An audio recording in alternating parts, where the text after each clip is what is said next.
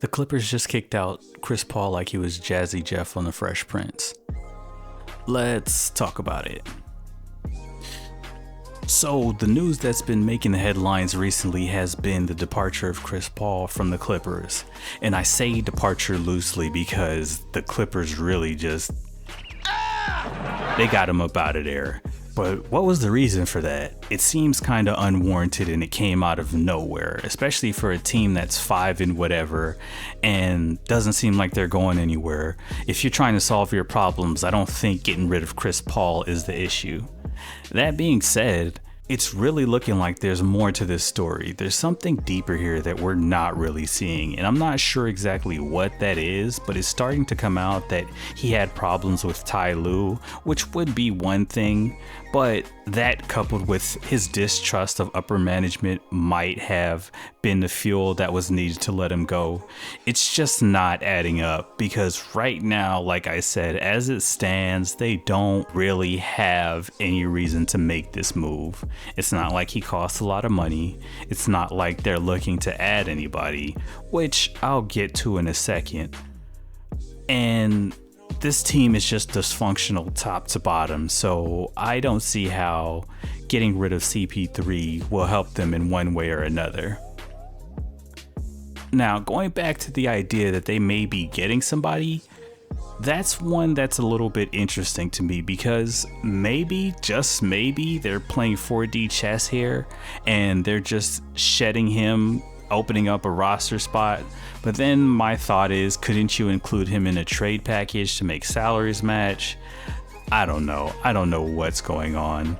And just the added little note about him not getting along with his coach just makes it that much more curious. Because when you think about it, there's really not much that they have to do in terms of this relationship with CP3 just to get it to the finish line. If you don't want to play him a lot of minutes, sure. If you just tank out the rest of the season, which nobody's hoping for because OKC owns that pick and they're lurking in the corner over there. But I mean, it's the easiest thing. You give him the farewell tour. Maybe he plays minimum minutes and then you just move on about your day. And I think maybe that's where some of the contention came. Maybe he wasn't getting enough playing time. It sounded by all accounts like he understood that he wouldn't be getting as much. So maybe he was saying one thing to the people outside the organization, and within the organization he was secretly frustrated with the amount of playing time he was getting.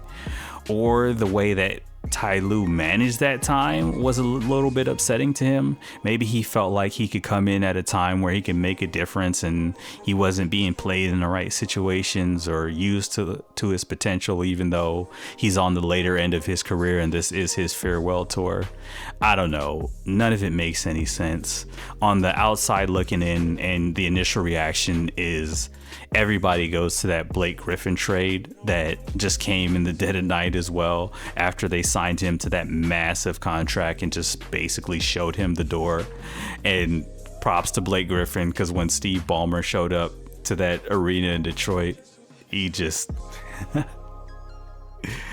honestly one of the better NBA videos.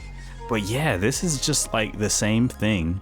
And I've said this multiple times, like over and over, that somehow the most hated team in the NBA, the Los Angeles Lakers, end up looking like the good guy just because the Clippers exist.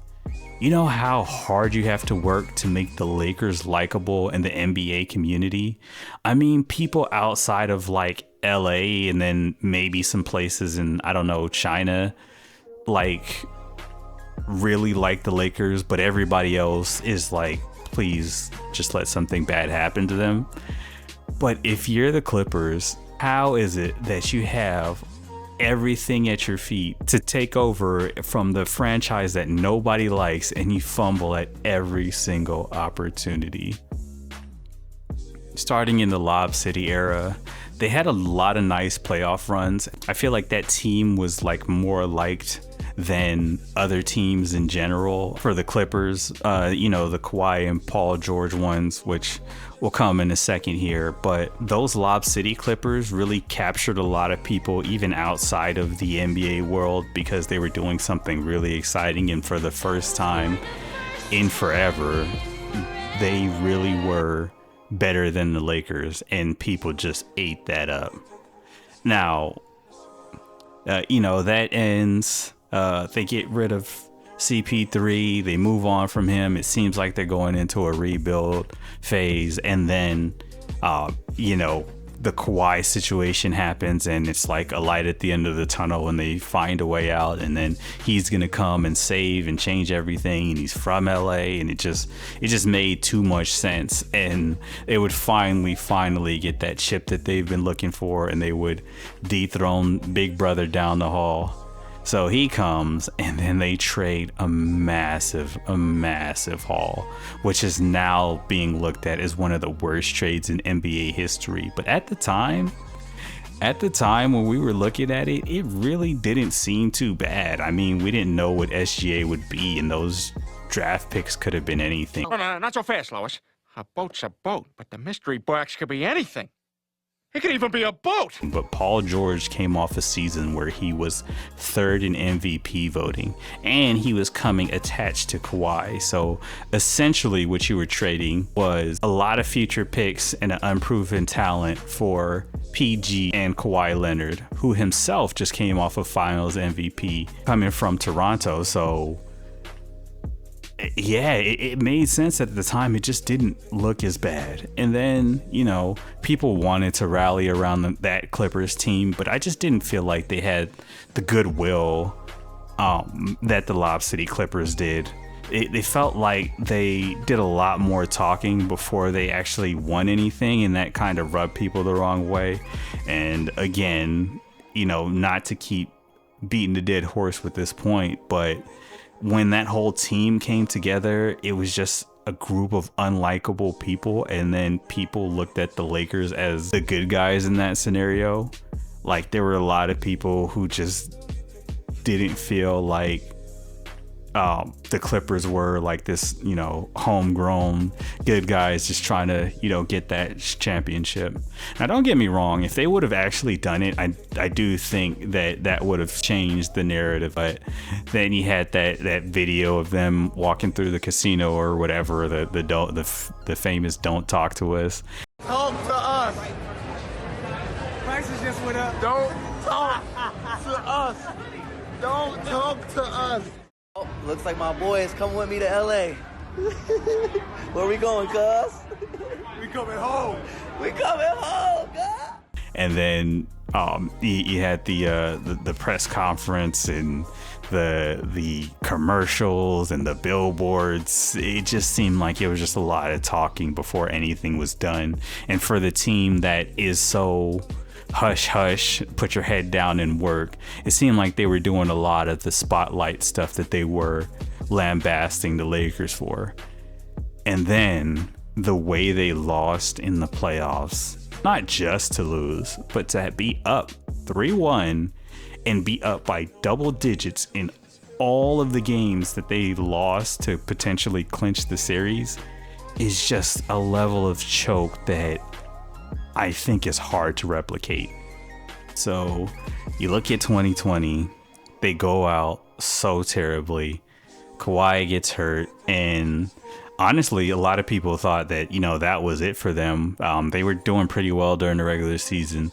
Kawhi got hurt, and he wouldn't play in the playoffs, but shout out to the rest of them, and PG, for all of the crap that he gets about his playoff performances, actually did well during that run and took them all the way to their first ever Western Conference Finals. And once again, it just bred that hope that maybe, just maybe, that the Clippers would finally break through. But nope. Fast forward, there's just more injuries, more dysfunction, more things not working out. Then Harden comes to, and Westbrook, and there's just this whole group of LA guys that are just gonna save the Clippers. And again, that hope, man, it just seeps through every inch of the Clippers organization. And